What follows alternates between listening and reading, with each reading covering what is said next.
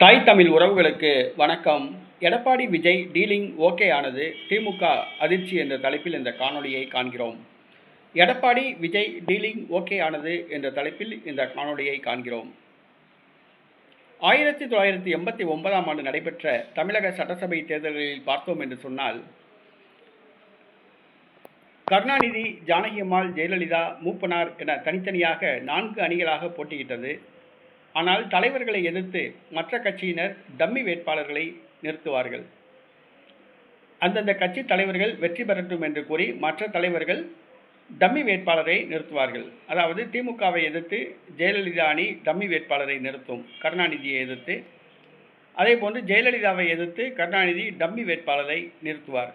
இது வழக்கமான ஒன்று. ஆனால் நாளடைவில் இது மாறி கடும் போட்டியை கொடுக்கும் விதமாக தலைவர்கள் மற்ற தலைவர்களுக்கு போட்டியிடக்கூடிய ஒரு சரியான வேட்பாளர்களை நிறுத்த ஆரம்பித்தார்கள். ஆனால் தற்பொழுது காலம் திரும்பியுள்ளது.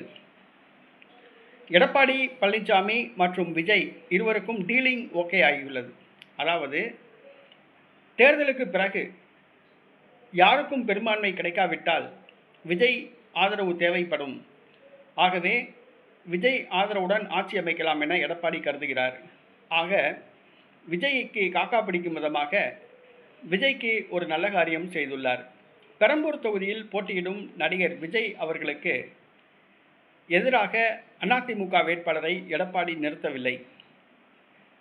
அதிமுக வேட்பாளர் நிறுத்தப்பட்டிருந்தால் கடுமையான போட்டி விஜய்க்கு கொடுத்திருப்பார்கள். ஆனால் விஜய்க்கு போட்டி கொடுக்கக்கூடாது என்பதற்காக அதிமுக வேட்பாளரை நிறுத்தாமல் அந்த தொகுதியில் செல்வாக்கே இல்லாத பாட்டாளி மக்கள் கட்சிக்கு கொடுக்கப்பட்டுள்ளது. அதே நேரத்தில் பாட்டாளி மக்கள் கட்சி உள்ளூர் வேட்பாளரை நிறுத்தாமல் திண்டுக்கலை சார்ந்த ஒரு பெண்ணை, திலகபாமாவை நிறுத்தியுள்ளது. ஆக சிரமமே இல்லாமல், போட்டியே இல்லாமல் எளிதில் வெற்றி பெறக்கூடிய ஒரு சூழ்நிலை விஜய்க்கு உருவாகியுள்ளது. அதேபோன்று எடப்பாடி பழனிசாமிக்கு உதவும் விதமாக விஜய் ஒரு நல்ல காரியம் செய்துள்ளார். எடப்பாடி பழனிசாமி போட்டியிடுகின்ற தொகுதியில் தமிழக வெற்றி கழக வேட்பாளர் வேண்டுமென்றே தன்னுடைய வேட்பு மனுவை தவறுதலாக நிரப்பி விண்ணப்பித்தார். மனு நிராகரிக்கப்பட்டது. மாற்று வேட்பாளருடைய மனுவும் நிராகரிக்கப்பட்டது. ஆக எடப்பாடி தொகுதியில் தமிழக வெற்றி கழக வேட்பாளர் களத்தில் இல்லை. விஜய் கட்சி வேட்பாளர் நிறுத்தியிருந்தால் எடப்பாடி பழனிசாமிக்கு வாக்குகள் பிரிந்திருக்கும். ஒரு கடுமையான போட்டியை திமுக வேட்பாளரிடம் சந்திக்க வேண்டியதிருக்கும். தற்பொழுது விஜய் கட்சி வேட்பாளர் களத்தில் இல்லாததால் எடப்பாடி பழனிசாமி வெற்றி முகத்தில் உள்ளார். ஆக நடிகர் விஜய் மற்றும் எடப்பாடி பழனிசாமி டீலிங் ஓகே ஆகியுள்ளது. விஜயை எதிர்த்து எடப்பாடி பழனிசாமி அதிமுக வேட்பாளரை நிறுத்தவில்லை. எடப்பாடி பழனிசாமியை எதிர்த்து விஜய் தன்னுடைய கட்சி வேட்பாளரை நிறுத்தவில்லை. தேர்தல் களத்தில் தமிழக வெற்றி கழகம் இல்லை. இருவருக்குமான டீலிங் ஓகே ஆகியுள்ளது. இது தமிழக மக்கள் புரிந்து கொண்டுள்ளார்கள்.